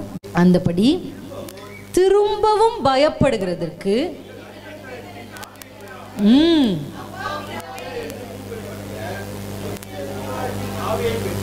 அல்லேலூயா. நான் எந்த ஆவியை பெறல, பயப்படுறீங்கனாலே நீங்க எந்த ஆவியை பெற்றிருக்கீங்கன்னு அர்த்தம். அடிமை, பயம் என்பது ஒரு அடிமைத்தனத்தின் ஆவி. அல்லேலூயா. அங்க வசனம் சொல்லுகிறது, நீங்க அடிமைகள் இல்லப்பா, நீங்க அப்பா பிதாவேன்னு கூப்பிடுற பிள்ளைகள். எத்தனை பேர் ஆமென்? எலியா எவ்வளவு பெரிய ஆளா இருந்தாலும் தேவன் அப்பான்னு கூப்பிடுற ஆப்பர்ச்சுனிட்டி அவருக்கு கிடைக்கல. தாவீது எவ்வளோ பெரிய ஆளா இருந்தாலும் அப்பான்னு கூப்பிடுற பாக்கியம் அவருக்கு கிடைக்கல. ஆனா உங்களுக்கும் எனக்கும் அந்த பாக்கியத்தை கர்த்தர் கொடுத்திருக்கிறார். அவரை அப்பா என்று கூப்பிடுறது எவ்வளோ ஒரு ஆச்சரியமான விஷயம் இல்லை? எத்தனை பேர் அப்படி ஃபீல் பண்ணியிருக்கீங்கன்னு எனக்கு தெரியல. எவ்வளோ பெரிய ப்ரிவிலேஜ். உங்களால் போய் இந்த ஊரில் இருக்கிற எம்எல்ஏவை அப்பான்னு கூப்பிட முடியுமா? இந்த உலகத்தில் இருக்க பெரிய ஆள் அப்பான்னு கூப்பிட முடியுமா? முடியாது. வானத்தையும் பூமியையும் படைத்த தேவனை நீங்க அப்பான்னு கூப்பிடலாம். ஆமென். அப்பனுக்கெல்லாம் அப்பாவை கூப்பிடலாம். இவங்கெல்லாம் என்னங்க, அங்க நீங்க போய் நின்று பாருங்க, இவங்க எல்லாம் மாறுது நீங்க பார்ப்பீங்க. அல்லேலூயா. நிற்க வேண்டியவருக்கு முன்பாக நின்றால் நாம் முறிந்து விழ மாட்டோம். இந்த வசனம் எவ்வளோ அழகாக சொல்லுதுன்னா, புத்திர சுவிகாரத்தை நீங்க பெற்றிருக்கிற ஆவி ஆண்டவர் அப்பா. இந்த அதிகாரம் முழுசும் நிச்சயமா 39 வசனம் இருக்கு. நிச்சயமா வாசிக்கணும். வாசிப்பீங்களா? எத்தனை பேர் இன்னைக்கு உறுதி எடுக்கிறீங்க? முடிந்தா முழங்காலில் வாசிங்க, இல்லையா வாசிங்க 3 முறையாவது என்ன பண்ணுங்க, மறுபடியும் வாசிங்க. ஆங்கிலம் தெரிந்தவர்கள் இங்கிலீஷ் பைபிள வாசிங்க. பிள்ளைங்கள்லாம் எதுக்கு படிக்க வைக்கிறோம்? கலெக்டர் ஆகணும், இன்ஜினியர் ஆகணும். என் பிள்ளைய நான் சொல்லியிருக்கிறேன், ஜூடா கிட்ட, நீ படிக்கணும். அப்படியே அவனை பார்த்து சொல்லுவேன் அடிக்கடி, நீ உன்னை ஸ்கூலுக்கு அனுப்புறதே நீ பைபிள் படிக்கிறதுக்கு தான். உன்னை இங்கிலீஷ் மீடியம் சேர்ப்பேன் இங்கிலீஷ் பைபிள் படிக்கிறதுக்கு தான். இதுதான் ஃபர்ஸ்ட் நோக்கமே அவனை ஸ்கூலுக்கு நான் அனுப்ப போகிறது. அதுக்கப்புறம் அவன் படித்தானா படிக்கட்டும், என்ன படித்தாலும் அவன் ஊழியம் தான் செய்ய போகிறான். ஆனால் பிள்ளைகள் என்ன படிக்கணும்? ஃபர்ஸ்ட்டு பிள்ளைங்க இங்கிலீஷை ஒரு சப்ஜெக்டாவது படிக்குது இல்லை? நிச்சயம் பிள்ளைங்களுக்கு ஒரு ஆங்கில வேதாகமத்தை வாங்கி கொடு. சுலபமாக பிள்ளைங்க படிக்கணும்னா ESVன்னு ஒன்று இருக்குது, அது சிம்பிளாக இருக்கும், இங்கிலீஷ் ஸ்டாண்டர்ட் வேர்ஷன். அதை வாங்கி கொடு, ஈஸியாக இருக்கும், சுலபமாக படிக்கலாம். அப்படி இல்லைன்னா NKJVன்னு ஒன்று இருக்குது. இதெல்லாம் உங்களுக்கு புரியலையா? நோட்லையா அது எழுதுங்க, சும்மா எழுதுங்க. ESV NKJV என் பிள்ளைகளுக்கு நான் வாங்கி கொடுப்பேன், என் பிள்ளைங்க படிக்கும். வாலிப பிள்ளையாக இருந்தால் கூட எழுதுங்க, என் தலைமுறை படிக்கும். ஆசை இல்லையா? என்ன ஆசையே இல்லையா? நிறைய பேருக்கு ஆசைப்படக்கூட தெரியலங்க. காசா பணமா? ஆசை தானே பட சொன்னேன், ஆசை தானே படுங்களேன் கொஞ்சம் தான். என் பிள்ளை இங்கிலீஷில் பைபிள் படித்து என் பிள்ளை அதை அப்படியே பகுத்து எத்தனை போகணும். நதினா நம்ம குட்டைகள் கிடையாது ஒரே இடத்துல இருக்கிறதுக்கு. கர்த்தர் நம்ம மேல வைத்திருக்கிற அபிஷேகம் is an anointing of a river. நதிகள்னா கடந்து போகணும், நதிகள்னா ஓடணும். போய் வாசிச்சு பாருங்க ஆதியாகமம் 3ஆம் அதிகாரத்துல ஒரு நதி துவங்கி ஆறுகளாய் பிரிகிறது, பிரிந்து தேசம் தேசமாய் ஓடுது. எத்தனை பேருக்கு ஆசை என் எல்லையிலிருந்து தேசங்களுக்கு ஓடுகிற நதிகள் புறப்படும்? ஹல்லேலூயா. நம்ம ஏதோ குட்டை கிடையாது, ஒரே இடத்துல உட்கார்ந்து இல்ல, நம் தலைமுறை கடந்து போகணும், போனோம் நேஷன்ஸ் டு நேஷன். இன்னைக்கு ஜெபம் பண்ணுங்க, ஆண்டவரே எனக்குள்ள இருந்து நதி இன்னைக்கு துவங்கி இருக்கு, அபிஷேகம் என்கிற நதி, இந்த நதி ஓடணும் தேசங்களுக்கு. How is it possible? இப்போ உங்களுக்கு ஒருவேளை தெரியாம இருக்கலாம், காலம் நிச்சயமா. ஹல்லேலூயா. நான் அதான் சொல்லுவேன், உங்க ஜெபம் எவ்வளவு வல்லமை உள்ளது தெரியுமா? உங்க எதிர்காலத்துக்கு நம்மளால we cannot, நம்மளால செய்யவே முடியாத ஒரு விஷயம் என்ன சொல்லுங்க? நம்ம கடந்த காலத்துக்கும் போக முடியாது, எதிர்காலத்துக்கும் போக முடியாது. ஆமா தானே? முடியுமா முடியாதா? டைம் டிராவல்னு ஒன்று சொல்லி சுத்துறாங்க. அவங்க சொல்ற பல பொய்யில் இதுவும் ஒரு பொய். என்னது? சினிமாவே பொய் தான், சீரியல் பொய் தான், நீங்க பாக்குறீங்களே ரீல்ஸ் எல்லாமே பொய் தான். பொய் சொல்லி வருது ஒரு விஷயம் அப்படின்னாலே இதுக்கு மேல யார் இருக்கா? பொய்க்கெல்லாம் அப்பா ஒருத்தர் இருக்கான்.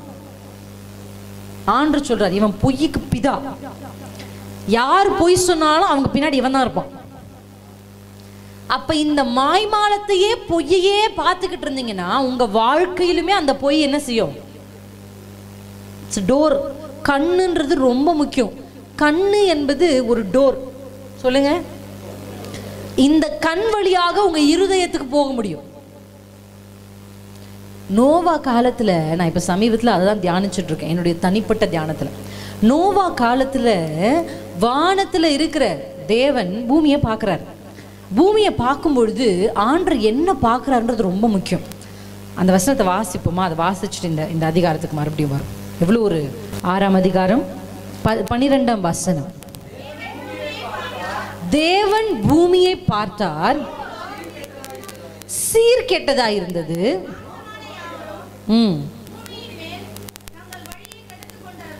ஓகே, 5ஆம் வசனத்தை வாசிக்கலாமா?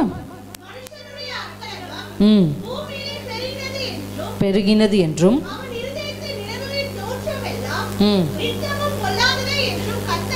நினைவுகளின் தோற்றம். இப்ப ஆண்டவர் மேல இருந்து இப்படி பாக்குறாருன்னு வச்சுக்கோ. இப்ப நான் இங்க இருக்கேன், இங்க இருந்து நான் உங்களை பாக்குறதுக்கும் உங்க பக்கத்துல இருந்து உங்களை பாக்குறதுக்கு வித்தியாசம் இருக்குல்ல. உங்க பக்கத்துல இருக்கவங்க இப்படி உங்களை திரும்பி பார்க்கும் போது அவங்களுடைய இந்த பக்கத்தை தான் பார்க்க முடியும், ஆமா தானே? ஆனா ஒருத்தர் மேல இருந்து பார்க்கும் போது எல்லாமே என்ன பண்ண முடியும்? ப்ரீச்சர்ஸ்க்கு எல்லாமே தெரியும். நீங்க தூங்கினா கூட தெரியும். நீங்க இப்படி கவனிக்கிற மாதிரியே தலையாட்டிட்டு வீட்டுல கேஸ் ஆஃப் பண்ணான்னு யோசிக்கிறீங்க பாருங்க, அது தெரியுதுங்க. போயிட்டு என்னத்தை சமைக்கிறது, எந்த சட்னி வைக்கும், வெங்காயம் இருக்கான்னு யோசிச்சுட்டு இருக்கீங்க பாருங்க, தெரியுது. நீங்க இப்படி தலையாட்டினா கூட உள்ள போகல, நீங்க தெரியுது. எப்படி சிஸ்டர் இப்படி தெரிஞ்சும் ப்ரீச் பண்றீங்கன்னா அப்படிதான் ஊழியக்காரங்க ப்ரீச் பண்ணிட்டு இருக்கு. வேற வழி இல்லை. தூங்குனா தூங்காதீங்கன்னு தூங்காதவங்களை பார்த்து சொல்லிட்டு இருப்போம். தூங்குறது இந்த பக்கமா இருக்கும். என்ன பண்றது? அவங்கள பார்த்து சொன்னா அடுத்த வாரம் சர்ச்சுக்கு வராது போயிடுவீங்க. அதுக்காக டைரக்ஷன் கண்ணை மட்டும் தூங்காதீங்க சிஸ்டர் அப்படின்னு இந்த பக்கம் தூக்கிட்டு இருப்பாங்க. இப்படிதான் போயிட்டு இருக்கு ஊழியக்காரருடைய நிலைமை. இப்ப ஆண்டவர் இப்ப மேல இருந்து பாக்குறாரு. அவரு எவ்வளவு தூரத்துல இருந்து பாக்குறாரு? வானாந்திரம் வானாதி வானங்கள் இருந்து ஆண்டவர் பாக்குறாரு. இப்ப அவரு பார்க்கும் போது எதை பாப்பாரு நினைக்கிறேன்? போட்டு இருக்க ட்ரெஸ்ஸை பார்த்தாரா? மண்டையில டிசைனா போட்டிருக்கோமே அதை பார்த்தாரா? ஒன்னையும் பார்க்கல. வசனம் சொல்லுது, நேரா ஆண்டருடைய கண்கள் எங்க பாக்குது? அவ்வளவு அழகா இருக்காது. நினைவுகளின் தோற்றம் எல்லாம். இந்த வார்த்தை ஆண்டவர் கூட பேசிட்டே இருந்தார். இது 2 வார்த்தை ஆங்கில வேதாகமத்தில் இருக்கு. ஒன்று இன்டென்ஷன், ரெண்டாவது இமேஜினேஷன். இன்டென்ஷன் அப்படின்னா உங்க நோக்கம் என்ன? நீங்க ஒரு ஆளுக்கு 10 ரூபாய் கொடுக்கறத நான் பார்க்கும்போது எப்படி பார்ப்பேன்? நான் நல்ல சிஸ்டர் 10 ரூபாய் கொடுத்தாங்கன்னு பார்ப்பேன். உங்க கையில இருக்கிற 10 ரூபாவை ஆண்டவர் பார்க்கல, நீங்க என்ன நினைச்சிட்டு அந்த 10 ரூபாவை கொடுத்தீங்கன்னு தான் ஆண்டவர் பார்ப்பார். நீங்க அல்லேலூயா சொன்னோன்னு எனக்கும் ஐயோ நல்லா பேசுறோம் போல இருக்கு, எல்லாம் அல்லேலூயா சொல்றேன் அப்படின்னு நான் நினைச்சுப்பேன். ஏன்னா என்னால உங்க அல்லேலூயாவை மட்டும் தான் பார்க்க முடியும். ஆனா நீங்க எதை நினைச்சு அல்லேலூயா சொல்றீங்க? காமெடி பண்ணா மட்டும்தான் சில பேர் அல்லேலூயாவே சொல்றாங்க. நீங்க என்ன நினைச்சிட்டு அல்லேலூயா சொன்னீங்க அப்படின்றது தான் கர்த்தர் பார்க்குறார்.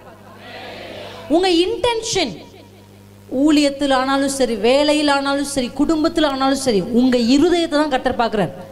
ஒரு சில நபர்களை நான் பார்த்துருக்கேன், கடுமையாக உழைப்பாங்க, வாழ்க்கையில் முன்னேற்றமே இருக்காது. ஒரு சில நபர்களை நான் பார்த்துருக்கேன், சுலபமாய் ஒரு விஷயத்தை செய்வாங்க, அவங்களுக்கு அப்படியே டக்குன்னு லிஃப்ட் ஆகும். பல நேரத்தில் நான் கேள்விகளை கேட்டிருப்பேன், ஆண்டவர் ஏன் இப்படி நடக்க மாட்டேங்குது? ஆண்டவர் சொல்வார், இன்டென்ஷன் சரியில்லை, நோக்கம் சரியில்லை. கர்த்தர் நோக்கங்களை பார்க்கிறார். அதனால தான் தாவீதை செலக்ட் பண்ணும்போது தனக்கு மேலே எத்தனை பேர் இருந்தோம் யார் யோசிக்கிறா? சாமுவேல் தீர்க்கதரிசி, ஊழியக்காரன் நினைக்கிறான். உங்கள் அண்ணமார் நல்லா திடகாத்திரமாக ஜிம்முக்கு போய் நல்ல 6 பேக்ஸ் வச்சுருக்கானே, கடுமையாய் உழைக்கிறவன் போல இருக்கு.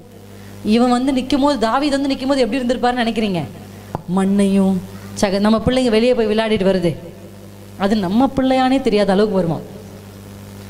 அந்த துணியை எந்த மெஷினில் போட்டாலும் துவைக்க முடியாது. அப்படி நம்ம அனுப்பின துணி வருதுல்ல, வெள்ளையாக போவான் ஸ்கூலுக்கு, ப்ரௌன் கலராக வருவான் ஸ்கூலுக்கு போகிற பையனே. அப்போ ஆடு மேய்ச்சிட்டு இருந்தவர் எப்படி இருந்திருப்பார் யோசிச்சு பாருங்க.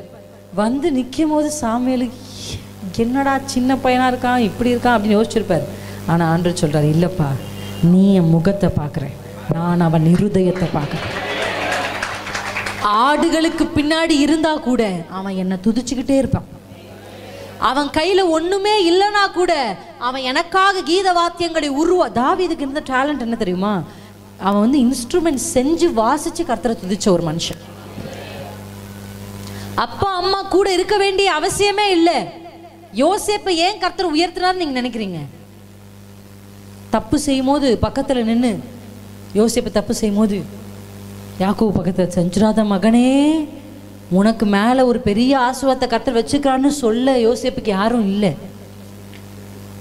யாரும் பார்க்காத போது எனக்கு என் மானம் கூட பரவாயில்ல, என் வஸ்திரத்தை கூட நீ வச்சுக்கோப்பா, ஆனால் கர்த்தருடைய சொன்ன வார்த்தை என்னது? தேவனுக்கு முன்பாக இத்தனை பெரிய பொல்லாப்ப. எங்கள் அப்பாவுக்கு முன்னாடி, எங்கள் அம்மாவுக்கு முன்னாடி, எங்கள் அம்மா என்ன நினைப்பாங்க, எங்கள் அப்பா என்ன நினைப்பாங்க, என் வாழ்க்கை என்ன நடக்கும் அப்படியெல்லாம் இல்லை. இன்றைக்கெல்லாம் வாலிப பிள்ளை, அப்போல்லாம் வாலிப பிள்ளைவரத்தில் நான் இருக்கும்போது தான், இப்போ கூட நான் அப்படி தான் சொல்கிறேன், நான் ரொம்ப எப்படி இன்னசென்ட்டாக நம்ம இருந்த மாதிரி இருக்குல்ல. யாராவது ஒருத்தர் சொன்னாங்கன்னா நம்மளை தான் அவங்க சொல்லிக்கிட்டு இருப்பாங்க ஆக்சுவலி, ஆனால் நம்ம சிரிச்சுட்ருப்போம். எத்தனை பேர் என்ன மாதிரி? அந்த அண்ணன் என்னை பற்றி தான் கேட்டுட்டு இருக்காரு, அவர் என்னை குத்தி குத்தி சொல்லிட்டு இருக்காரு. ஆக்சுவலி சில பேர் பார்த்துருக்கீங்களா, அழகாக பேசுவாங்க, அவங்க பேசும்போதே பேசி முடிச்சதுக்கப்புறம் வீட்டுக்கு போனதுக்கப்புறம் தான் நம்ம குத்தி சொல்லியிருக்காங்கன்னு நமக்கு தெரியும். ஆமாம் தானே? எத்தனை பேர் இல்லை இதில் அனுபவிச்சவங்க எத்தனை பேர் இல்லை, அந்த பேச்சு திறமை உள்ளவங்க எத்தனை பேருன்னு எனக்கு தெரில. நான் அப்படி ஒரு கேஸ் தான். என்ன ஏதாவது சொன்னாங்கன்னா கூட எனக்கு புரியாது, அப்போ புரியாது. நைட்டு போய் தூங்காமல் உட்காந்து யோசிச்சுட்டு இருப்பான், ஐயோ நம்ம இப்படி சொல்லியிருக்கலாமோ, நம்ம அப்படி பேசியிருக்கலாம். அப்போ எனக்கு பேசவே தெரியாது. ஆமாவே இல்லை? நிறைய பேர் அப்படி தான் இருப்பீங்கன்னு நினைக்கிறேன். நமக்கு அப்போ என்ன பண்ணவே தெரியாது, நம்ம மைண்டில் அப்படி வரவே வராது. ஆனால் அவங்க அப்படி என்ன பண்ணியிருப்பாங்க, குத்தி குத்தி பேசியிருப்பாங்க. அந்த குத்தல் வருஷ கணக்கில் நமக்கு இருக்கும், எத்தனையோ வருஷம் வரைக்கும் நம்மளால் மறக்க முடியாது போல இருக்கும். ஆண்டவர் அவங்க பேசுகிற வார்த்தை இல்லை, உள்ள நோக்கத்தை பார்க்குறார்.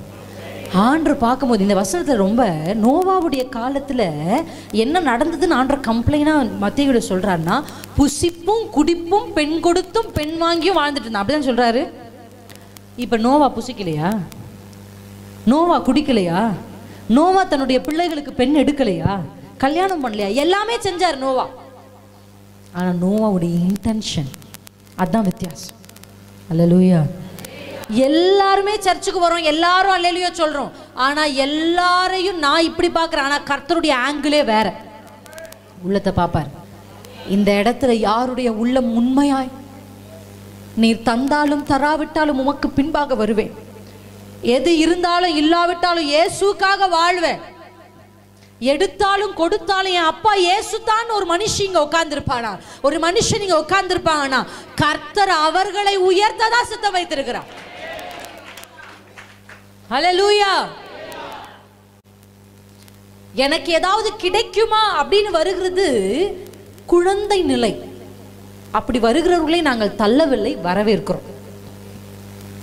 ஹல்லேலூயா. குழந்தைங்க என்கிட்ட வர்றதுக்கு இடம் கொடுங்கன்றார் ஆண்டவர். வரட்டும் இந்த குழந்தைங்க. ஆனா ரட்சிக்கப்பட்டு 5 வருஷம் ஆயிட்டும் இப்படி வாயில கையை வச்சுட்டு எனக்கு வேணும் அப்படின்னா என்ன பண்றது? ஒரு சில பேர் வேணும்னு கேட்கறது இல்லை, கீழே பிறண்டு உருள்றது. யார் உருள்வா அந்த மாதிரி? குழந்தை. தரலன்னா பாருங்க, நான் அடுத்த வாரம் சர்ச்சுக்கே வரமாட்டேன். இது எல்லாமே குழந்தைங்க தான். சபைகளில் யார் இருக்கணும் தெரியுமா? அதான் சமீபத்தில் சபைகளில் சிங்கங்க இருக்கணும். ஆனால் இன்னைக்கு சர்ச்சஸ் எப்படி இருக்குது தெரியுமா? கிண்டர் கார்டன் நடத்துகிற மாதிரி ஆயிடுச்சு. பாஸ்டர்ஸாக இருக்க முடியாமல் போனதுக்கான காரணம் என்ன? வருகிறதெல்லாம் குழந்தையாகவே இருக்கு. 10 வருஷமாயும் வளர்ந்த குழந்தைகளை வச்சு என்ன பண்ணுறது? இந்த பிறந்த குழந்தைங்களை சமாளிக்கலாம், இந்த வளர்ந்த குழந்தைகளை என்ன பண்ணுறது? சமாளிக்கவே முடியாது. இந்த குழந்தைய போய் கேளு, உனக்கு என்ன வேணும்னா அது என்ன. இப்போ சில விஷயத்த நான் ரொம்ப எனக்கு ஆச்சரியமாக இருக்கும். என் 2 பிள்ளைங்களும் எனக்கு கற்றுக் கொடுக்குற பாடம் அவ்வளோ அதிகம். நம்ம ஒரு வேல்யூபிளான பெரிய ஒரு விஷயம், நாங்கள் நிறைய இடத்துக்கு ஊருக்கு போவோம். இந்த காட்சி வந்து அவ்வளோ பார்க்கவே முடியாத பிரம்மாண்டமான விஷயத்தை வந்து ஜூடா காமிச்சிட்டு இருப்போம். அப்படியே மேலேருந்து தண்ணி விழும், அப்படி ஒரு பிரம்மாண்டமான காட்சி. ஜூடா ஜூடா அங்கே பாரு அங்கே பாரு அங்கே பாரு அப்படின்னா அவன் கீழே நாய் ஓடிட்டு இருக்கோம்ல, மம்மி பூ பூ பூ பூ, அதை பார்த்து எக்ஸைட் ஆகும். நான் நினைப்பேன், ஐயோ உனக்கு எப்படிடா சொல்றது? நீ ஒரு ஹிஸ்டரி, நீ எவ்வளோ பெரிய விஷயத்த நீ பார்த்துருக்க, பல பேர் பார்க்க முடியாதது இந்த வயசுல நீ பார்த்துட்டு இருக்க. அவனுக்கு அது புரியாது, ஏன்னா அவன் குழந்தை. இன்னைக்கு அற்பமான உலக காரியங்கள் தான் உங்களுக்கு ஒரு சந்தோஷத்தை கொடுக்கும் அப்படின்னா இன்னும் நீங்க குழந்தைகளா இருக்கீங்கன்னு அர்த்தம். நான் அந்த நாயை பார்த்து சந்தோஷப்பட மாட்டேன், எப்பவுமே பார்க்குற நாய் தானே, அதை பார்த்து என்ன சந்தோஷம்? எனக்கெல்லாம் நீர்வீழ்ச்சியை பார்த்தேன்னா சந்தோஷம். அப்ப வளர்ந்தவர்களுக்கும் குழந்தைக்கு வித்தியாசம் இருக்குல்ல. இன்னைக்கு ஒரு போனோ, ஒரு டிவியோ, ஒரு சீரியலோ, உலக பிரகாரமான சில பேச்சுக்களோ உங்களுக்கு எக்ஸைட்மெண்ட் கொடுத்துட்டு இருக்கு அப்படின்னா நீங்க இன்னும் சின்ன குழந்தையா தான் இருக்கீங்கன்னு அர்த்தம். அந்த விஷயம் உங்களுக்கு இல்லைன்னா, நீங்க ஏதோ இல்லாதது போல நிக்கிறீங்கன்னா நீங்க இன்னும் குழந்தைகளா இருக்குன்னு அர்த்தம். உங்க கண்கள் அதனால்தான் மேலானவைகள், சொல்லுங்க மேலானவைகள், அதுதான் ஒரு ஆவிக்குரியவர்கள். உங்க இன்டென்ஷன்ஸ் அண்ட் உங்க இமேஜினேஷன் ரெண்டும் முக்கியம். உங்க நோக்கமும் நீங்க என்ன நினைச்சிட்டு இருக்கீங்கன்றது ரொம்ப முக்கியம். இன்னைக்கு நிறைய வாலிப பிள்ளைங்க உட்காந்து தவறானதை பார்த்து தவறானதை யோசிச்சு அதை இமேஜின் பண்றாங்க. உலகத்துல பாக்குற ஏதோ ஒரு சீரியல், ஏதோ ஒரு சீரீஸ், அதை பாக்குறீங்க. என் வாழ்க்கையில அப்படி ஒரு பையன் வருவான், பூ கொடுப்பான், தூக்கி வச்சு ஆடுவான்னு நினைக்கிறீங்களா?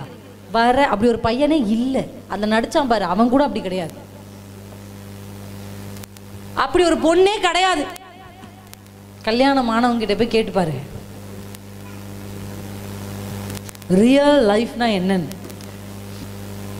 வாழ்க்கை வாழுகிறதற்கு பணத்தை விட, நிலத்தை விட, வீட்டை விட அன்பு எவ்வளவு முக்கியம். ஒரு மனுஷன் கார் வச்சிருக்கிறான், வீடு வச்சிருக்கான்றதை விட ஒரு மனுஷன் போனை கீழே வச்சு தன் மனைவியோட 5 நிமிஷம் பேசுகிறவன் எவ்வளவு முக்கியம். எல்லாம் வீட்டுல பொருட்கள் இருந்தும் ஆளாளுக்கு ஒரு ரூம்ல உட்காந்து சாப்பிட்றதை விட ஒண்ணுமே இல்லாம கஞ்சி குடிச்சாலும் 4 பேரும் சுத்தி உட்காந்து சிரிச்சிட்டு கஞ்சி குடிக்கிறது முக்கியம். திருமணத்துக்கு முன்னாடி பூபுவை பார்த்தா கூட உங்களுக்கு பூபு அப்படின்னு இருக்கும். நாயை சொல்றேன், என் பிள்ளை பூபுன்னுவான்.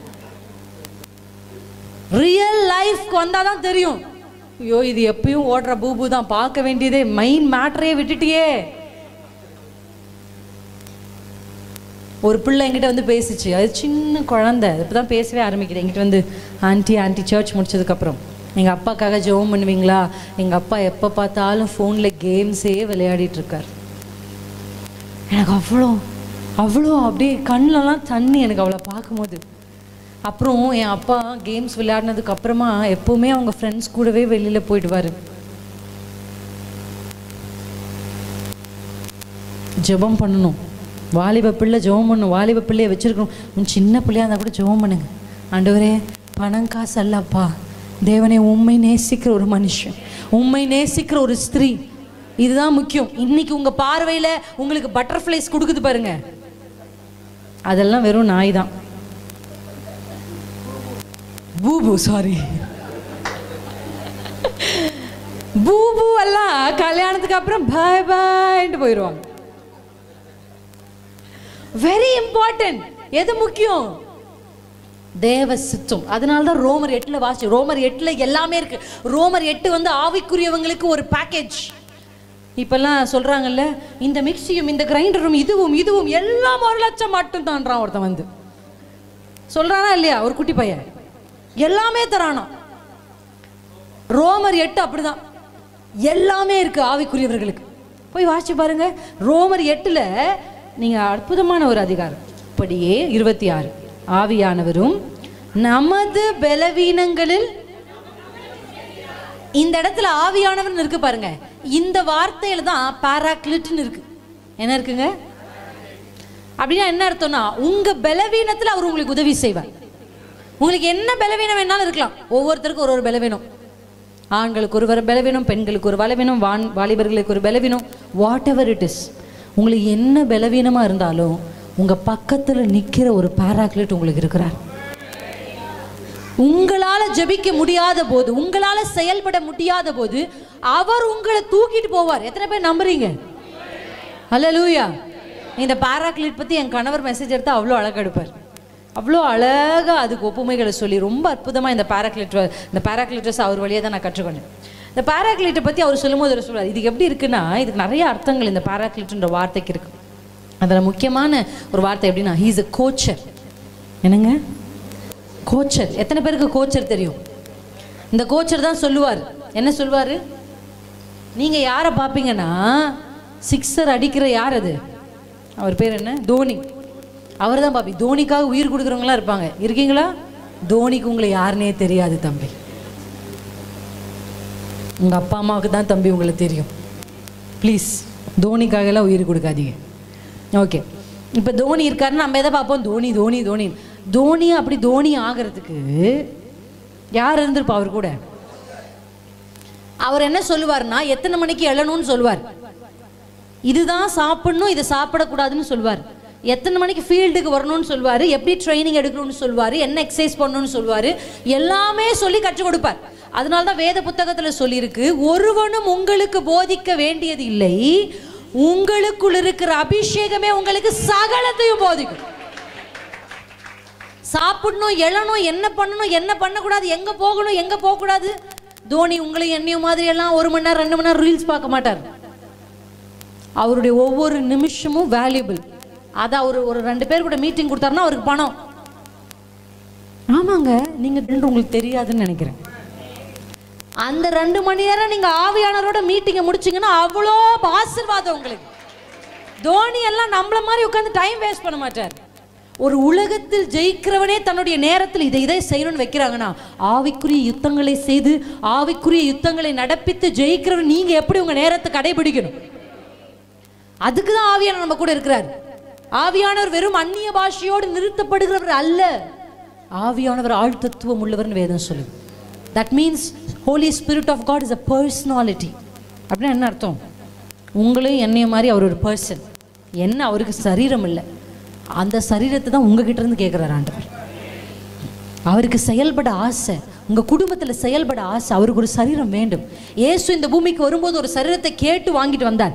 ஆவியானவர் அப்படி ஒரு சரீரத்தை கேட்டு வாங்காம உங்களுக்குள்ளே எனக்குள்ளேயும் வாசம் பண்ணணும்னு வந்திருக்கிறார். அவருக்கு வெறும் வாயை மட்டும் வாடகைக்கு விடுறது, மற்ற எதையுமே ஆவியானவருக்கு விட்டு கொடுக்குறதே இல்லை. நிறைய ஆவிக்குரியவர்கள் வாய் மட்டும்தான் வாடகைக்கு. ஏன் நான் வாடகைக்குன்னு சொல்கிறேன்னு சொல்லுங்க, அப்பப்போ வந்துட்டு போகணும். மொத்தமாலாம் உங்ககிட்ட கொடுக்க முடியாது. மொத்தமாக உங்ககிட்ட கொடுத்துட்டா நான் எப்படி கொலாண்டியில் சண்டை போடுறது? மொத்தமாக உங்ககிட்ட கொடுத்துட்டா என் புருஷன் கேள்வி கேட்கும்போது பாயிண்ட்டை வச்சு எப்படி அடிக்கிறது? அதனால வாடகைக்கு மட்டும்தான். சர்ச்சுக்கு போகும்போது வாங்க ரீபா ஷீபா, சர்ச்சு முடிச்சதுக்கு அப்புறம் இந்த வாய் என்னோட இதை பார்த்துக்கோங்க. இன்னைக்கு நிறைய ஆவிக்குரியவர்கள் வாயை மட்டும்தான் ஆவியானவர் வாடகைக்கு விட்டுருக்காங்க. மற்றபடி ஆவியானவர் தன்னை நடத்துவதற்கு இடமே கொடுக்கறது இல்லை. உண்மையா இல்லையா? ஆவியானவர் ஒரு பர்சனாலிட்டி. அவருக்கு மட்டும் உங்க முழு சரீரத்தை ஆலயமா இடம் கொடுத்தீங்கன்னா உங்களை கொண்டு பயங்கரமானதை அவர் செய்து